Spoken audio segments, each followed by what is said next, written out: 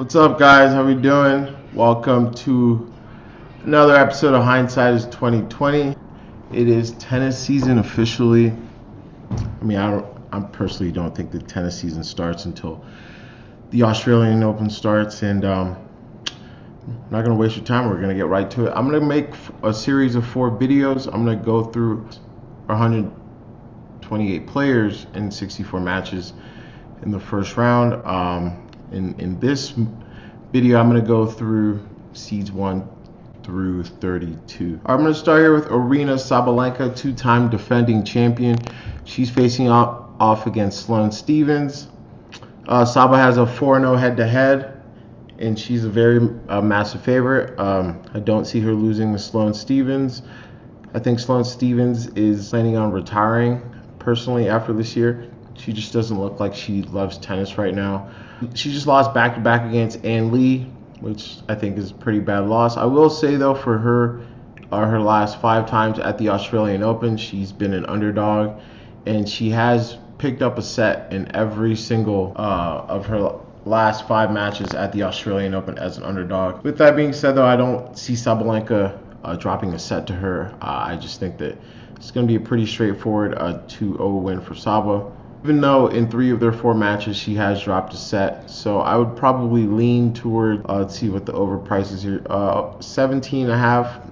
Somehow I still think that over is going to cash, just because 3 of their 4 matches have gone 3 sets, and all 4 of them have hit the over. So I would look into that. Next match, we have Sonia Cartal. She's taking on Jessica Buzos Maniero from Spain. Sonia Cartal, she played a lot on hard court last year. She went 30-3. I would say about 90% of those in the ITF. She has not played yet this year, so I think it's going to be interesting for her to make her, Australian Open debut without playing a match here yet. Last time she was here, she lost in the first round of qualifiers to Elizabeth Mandlik. And Jessica Buzos Maniero, she also lost in the first round of qualifications last year and this year. But this year she lost in a tiebreaker to the Indian, Ankita Rana, which is a pretty bad loss in my opinion. But I do think she has the advantage here, having played already this year, and she's been in Australia already. I'm sure Sonia's been in Australia, but at a pick-em price here, it's really tough, obviously with the record that Sonia has, but I think that Jessica is going to be able to bully her on the baseline, and I think I would go with Jessica here. My only concern is that she has issues serving at times, so if she doesn't serve well, then I think she's going to lose. Next match, Bernarda Pera out of USA, but she's Croatian. She's taken on Tatiana Maria. Tatiana has lost the last 8 of her 11 Australian Open first-round matches. She's 37 years old. She's really more of a slice player. So, I think Pera is someone, to have in like a money line parlay or something. Only concern with her is, though, that she just, in my opinion, makes pretty poor decisions on court. So I wouldn't necessarily say she's the most trustworthy player. 2 of their 3 matches have gone 3 sets. I think that's predominantly because they were playing on clay. But I think Pera is going to come out with a victory this week. Next match, Clara Tauson. She's taking on Linda Noskova from the Czech Republic. Clara Tauson, she's had a pretty good start to the year so far. She made it to the final of Auckland. She beat Naomi Osaka, even though she was losing in the first set. I think Naomi came down with an injury, so she ended up winning that title. As far as Sakkari goes, she's still coming back from that injury. Started off the year, good win over Todoni, and after that she lost in straights to Mira Andreeva and to Sakkari. I'm sorry. So it's really tough to say because Clara Tauson and Linda Noskova, they're pretty much the same players in my opinion, big servers. They don't really come to the net. They just rely on their serves, and if they're not serving well, then they're probably going to lose that day. And I think this one's also tough because it's another pick'em. I think Linda Noskova is going to be pretty motivated. I don't think Clara Tausson's the most trustworthy player either. She generally tends to, if things get tough, she generally tends to break down and not follow through with her matches. And if I had to pick between a Czech player and, a player from, where is she from? Where is Clara Tauson from? She's from Denmark. If I had to pick between them, I would say that I'd probably go with a player from the Czech Republic. Last year, she won her first match here, so I'd probably go with Linda to pick up her first win of the season here. Next match, we got, what else we got here right now? Let's see, Magdalena Freck. I've been saying that wrong for a long time, but Magdalena Freck from Poland. She's taking on Paulina Kudermetova. Paulina's had a great start to the year so far. She's won 9 out of her last 10 matches. Her only loss to Sabalenka in the Brisbane final, where she did also take a set off Sabalenka. Freck, on the other hand, she's coming off of 5 straight losses. She took that opening set against Ostapenko, and then she just got overpowered. It's a really tough match here again because Freck does have, she has a 2-0 head-to-head over Paulina. I did watch the last match that they played in Rome on clay. I think that them being on hard court is going to be a big advantage for Paulina, and also Paulina played through 3 qualifier matches. She's already been in Melbourne, so I think that's going to benefit her a tremendous amount. But I think this match probably is going to go 3 sets, or I probably play the over just because, she does have the 2-0 head-to-head. Even if she loses the match, I don't think that she's going to lose the match in straight sets, for example. Let's go on to the next match. Anna Blinkova, she's taking on Daria Saville. Anna Blinkova, I don't necessarily think much of her. I think she's a big power player. She's not necessarily always match fit.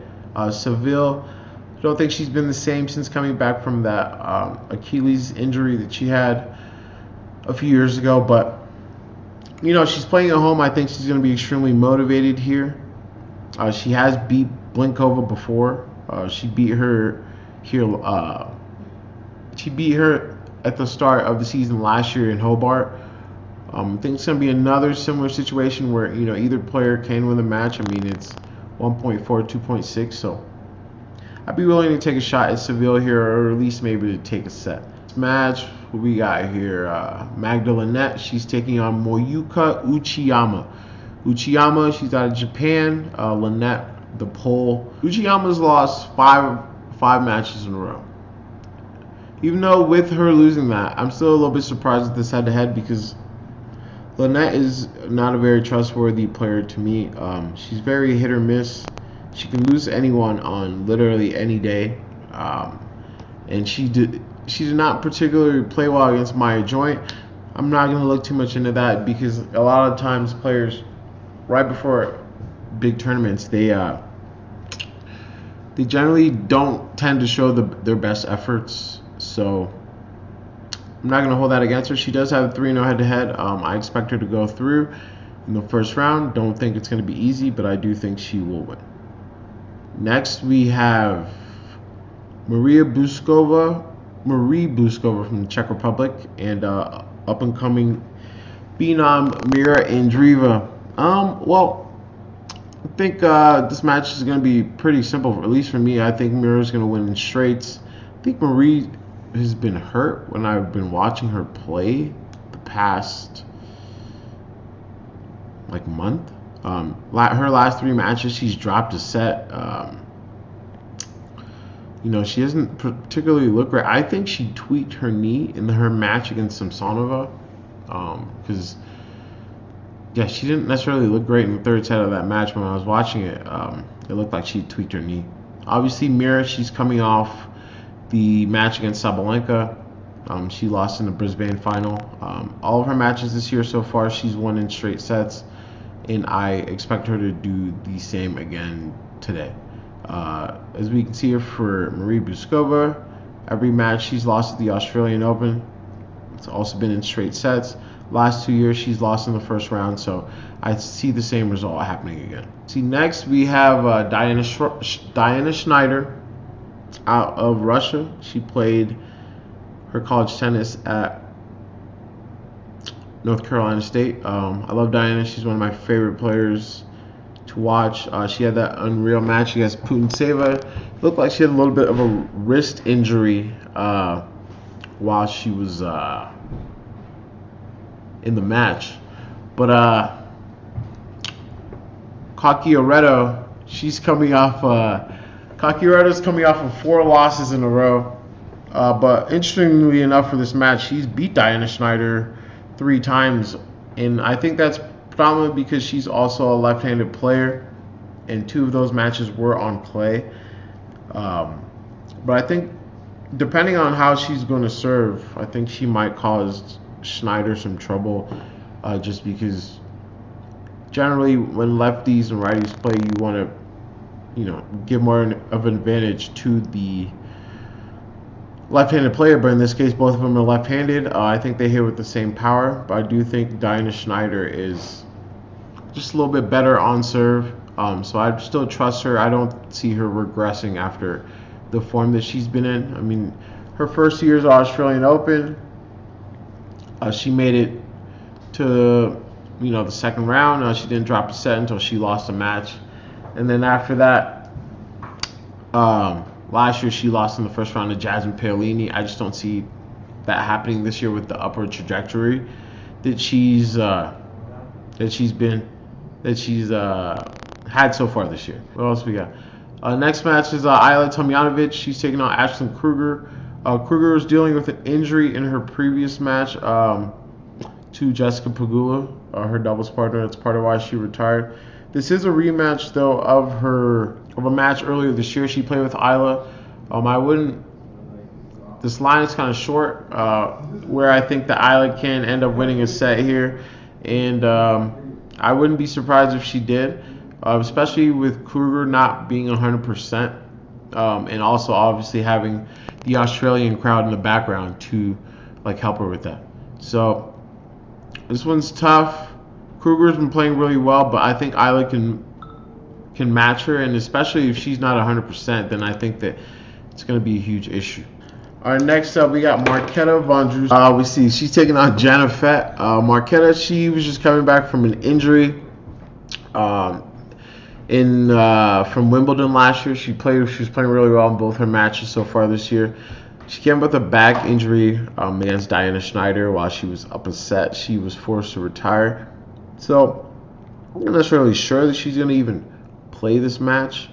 Jana Fett, she did go through 3 rounds of qualifiers, and she didn't drop a set in any of those matches. I mean, unless Marketa can't walk, I just think she's the better player. And if she isn't able to play, I would think that she would withdraw.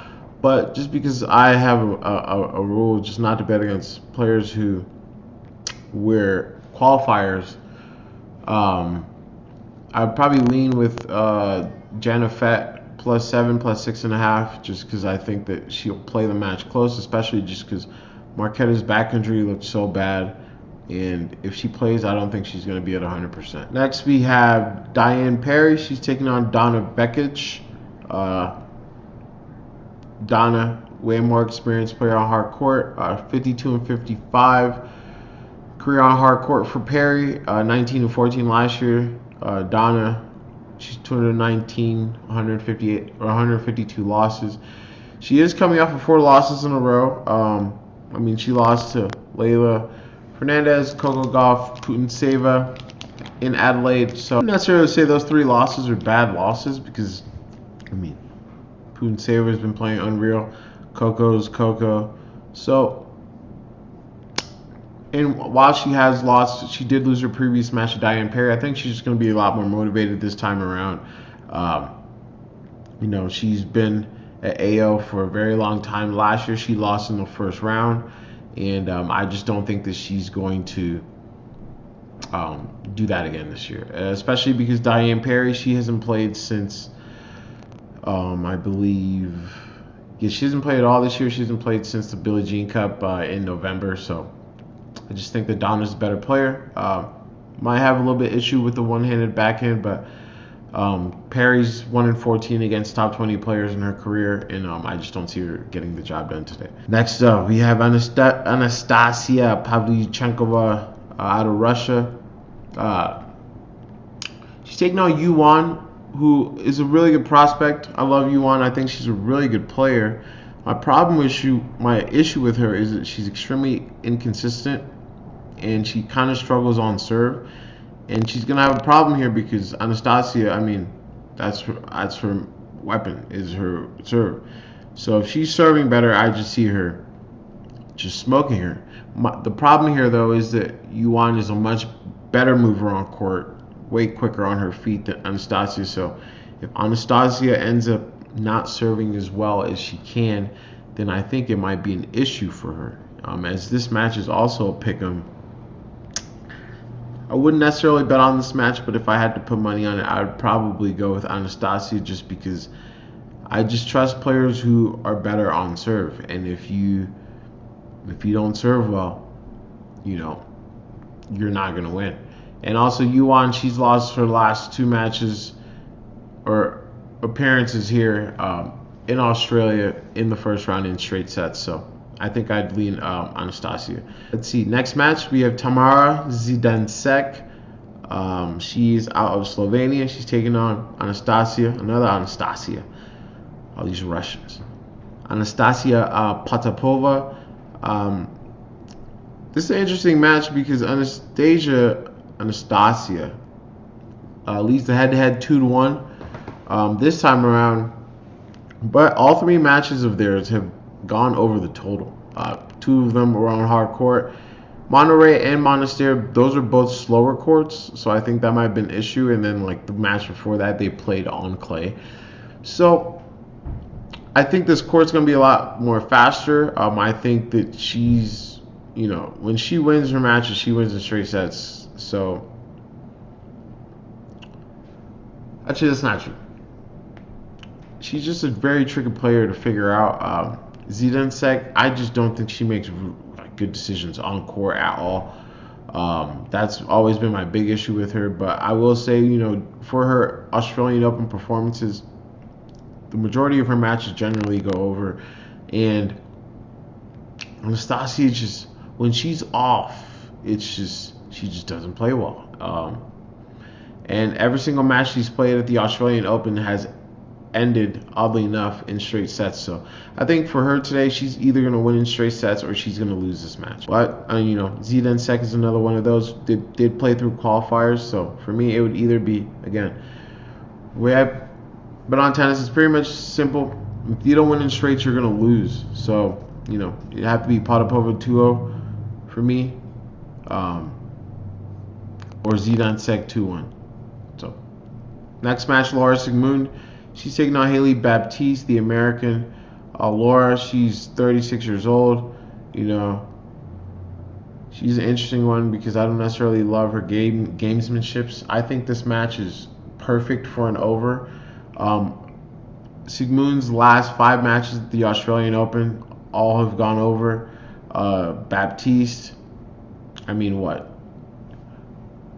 take a look at this. She's played 1, 2, 3, 4, 5, 6, 7, 8, 9, 10, 11, 12, 13, 14, 15. 15 matches at the Australian Open. 12 of those 15 matches have gone over the total. Sigmund, her last 6 matches at the Australian Open have gone 3 sets. I think this match screams over. Don't really want to pick who wins because I know that Baptiste has a big serve. I'm not really sure how Sigmund's going to deal with that, but she is more experienced. She's going to use a lot of gamesmanship as she goes through the matches. So I think that that's going to be an interesting match. I would play the over. I wouldn't try and even pick a winner in this match because, I could see a tiebreaker for sure. Absolutely. Here we have one more match, I believe. Anka Tadoni, she's taking on Pride and Joy of Wuhan, China, Qinwen Zhang. She made it to the final of the Australian Open last year, so I don't think that, you know, she's gonna lose this match. Even though Anka Tadoni, she played through, you know, qualifier. She dropped a set in one match. I just think that Q is a better player. She's just gonna overpower her. She ended up skipping United Cup so she could prepare more for the Australian Open, and she did do a lead-up match at the United Cup. So Tadoni is 6-1 in 2025. I don't necessarily love backing players, especially at this price, 1.1. The Q is, but if that does happen, I'm not really sure, but I think Q, regardless of what happens, is going to come away with the win. She has a lot of points to defend this year, so, you know, a loss in the first round would be, you know, devastating to say the least. Anyways, that is the end of preview video for round 1 of the Australian Open, the women's version. That's seeds 1 through 32. I'm going to try and cut these videos up, put some more timestamps on them, so make it a little bit easier for you guys to see what previews that you want. Please, if you can, I hate being one of those people, but please make sure like, subscribe. Please make sure to like, subscribe. You know, leave comments, feedbacks. Let me know what you'd like to see. Anyways, peace out, guys. Hindsight is 2020.